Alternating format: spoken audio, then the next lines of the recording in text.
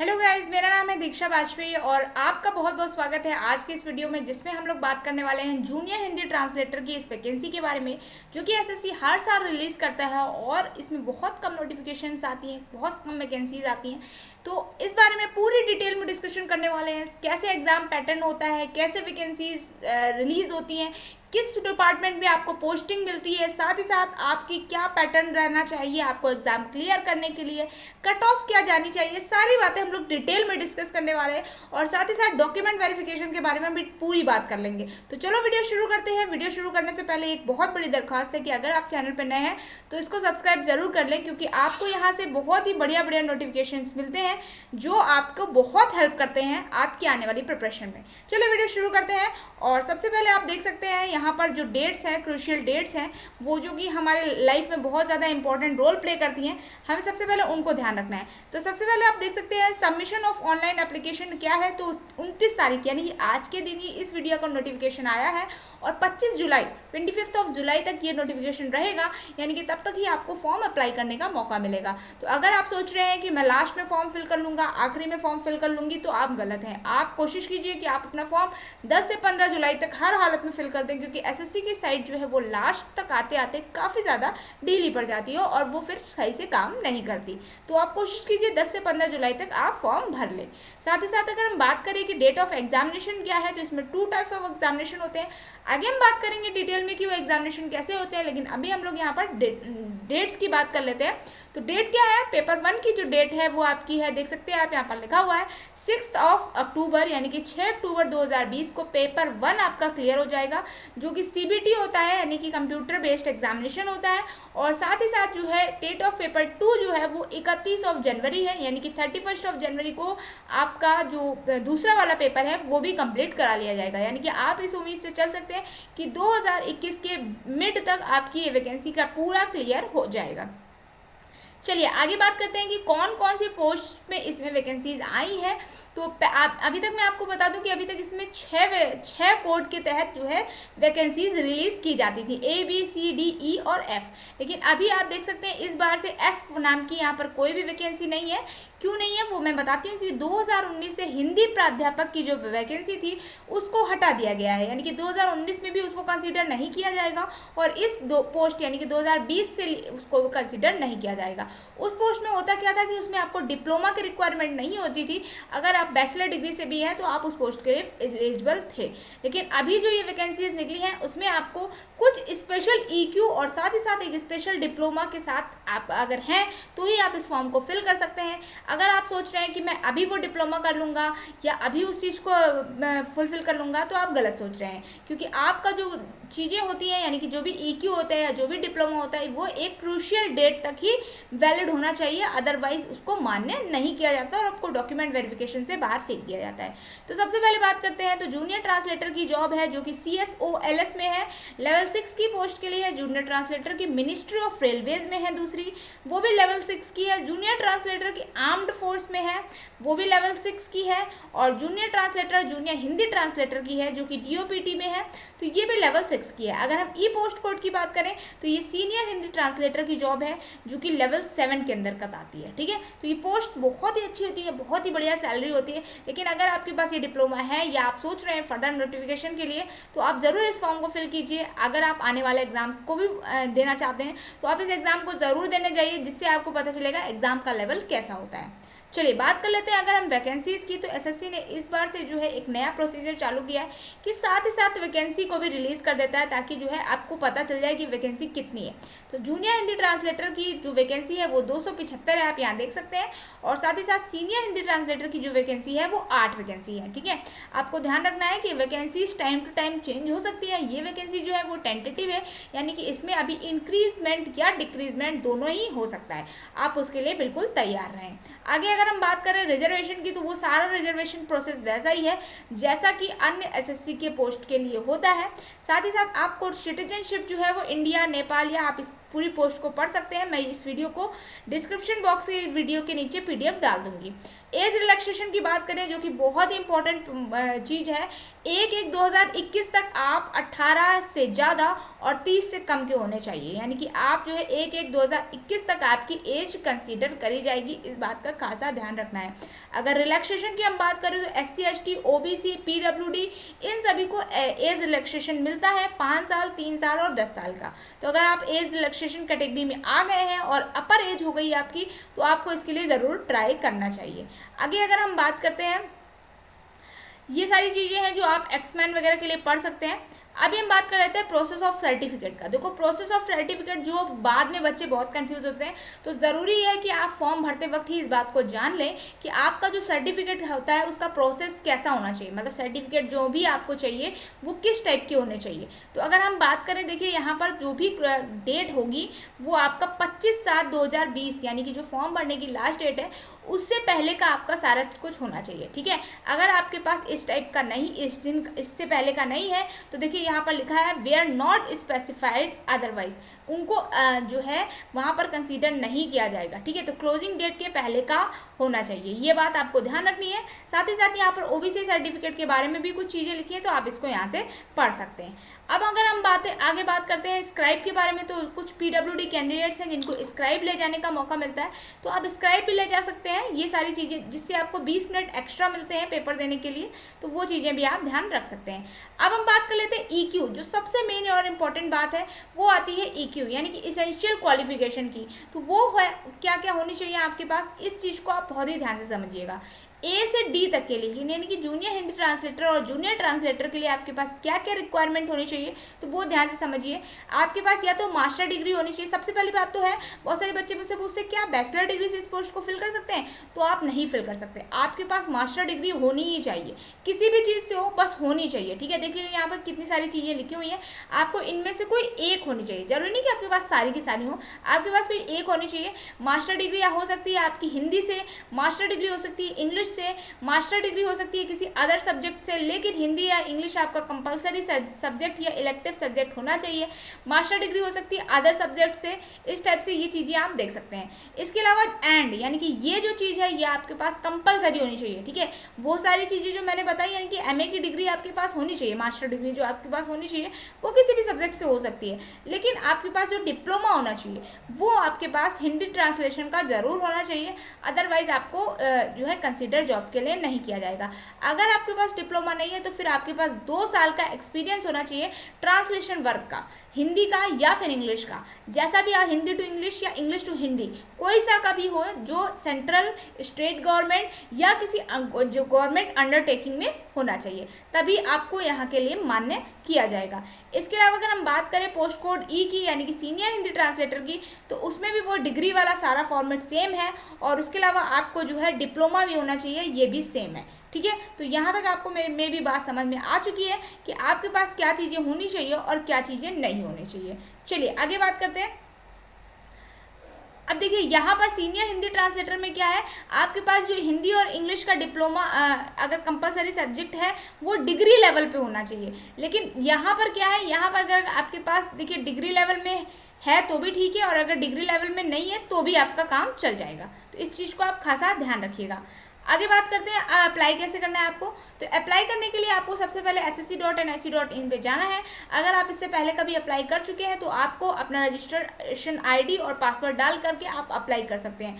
अगर आपने पहले अप्लाई नहीं किया है तो आप पूरे फॉर्मेट को समझ करके पहले रजिस्ट्रेशन ID और पासवर्ड जनरेट करेंगे एंड देन अप्लाई करेंगे।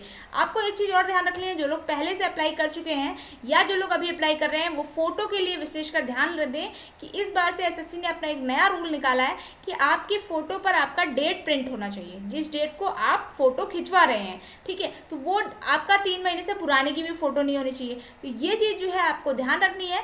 इस चीज़ को ध्यान रखते हुए आपको एडिट कर लेना है। अगर आप पुराना फॉर्म भी भर रहे हैं, आपका पुराना रजिस्ट्रेशन भी है, तो भी आप इस चीज़ को एडिट कर लीजिए। एडिट करने से क्या होगा कि आपकी जो चीज़ें हैं वो प्रॉपरली सही हो जाएंगी और आपको दोबारा रजिस्ट्रेशन करने की कोई ज़रूरत नहीं पड़ेगी।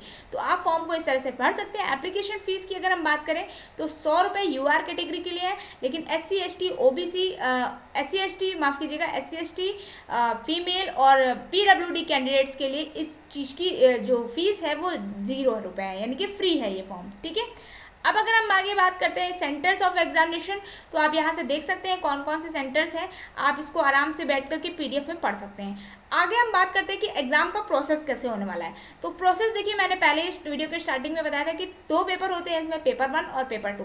पेपर 1 में जो है 2 सब्जेक्ट आते हैं, इंग्लिश और हिंदी। जैसे कि आप देख सकते हैं ये कंप्यूटर बेस्ड मोड होता है, यानी कि ऑब्जेक्टिव क्वेश्चन आते हैं। 100 क्वेश्चन हिंदी के होते हैं, 100 क्वेश्चन इंग्लिश के होते हैं। 2 घंटे का आपको समय दिया जाता है और सारे के सारे ऑब्जेक्टिव क्वेश्चन होते हैं। इसमें अगर आप क्वेश्चन करना चाहें कि क्या इसमें निगेटिव मार्किंग होती है, तो यस एब्सोल्युटली इसमें निगेटिव मार्किंग होती है। जैसे कि आप यहाँ देख भी सकते हैं 0.25 मार्क्स की आपको निगेटिव मार्किंग भी होती है, यानी कि अगर आप क्वेश्चन गलत करते हैं तो आपके मार्क्स कट भी किए जाते हैं।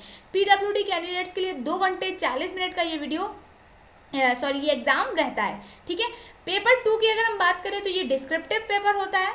इसमें आपको पेन और पेपर मोड में पेपर देना पड़ता है। यहाँ पर ट्रांसलेशन और ऐसे होता है, मतलब आपको एक पैसेज दिया जाएगा जिसको आपको इंग्लिश में ट्रांसलेट करना होगा, फिर आपको एक पैसेज दिया जाएगा जिसको आपको हिंदी में ट्रांसलेट करना होगा।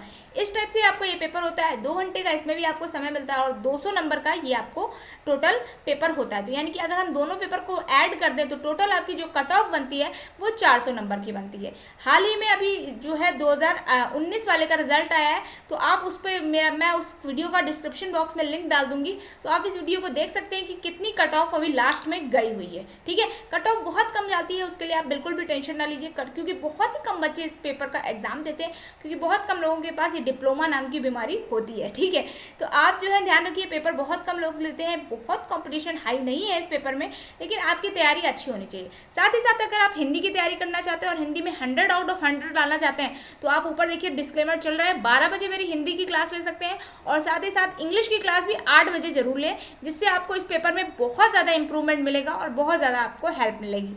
आगे बात करते हैं अगर हम, तो जो टेंटेटिव आंसर कीज वगैरह आती हैं वो 1 महीने के बाद आ जाती हैं, और ओवरऑल आपकी जो कट ऑफ बनती है वो दोनों पेपरों को मिला करके आपको क्वालिफाई करना पड़ेगा। फिर आपको DV के लिए बुलाया जाता है, यानी कि डॉक्यूमेंट वेरिफिकेशन के लिए बुलाया जाता है, एंड देन आपकी लास्ट कट ऑफ बनती है, जिसके बाद आपको ज्वाइनिंग मिल जाती है।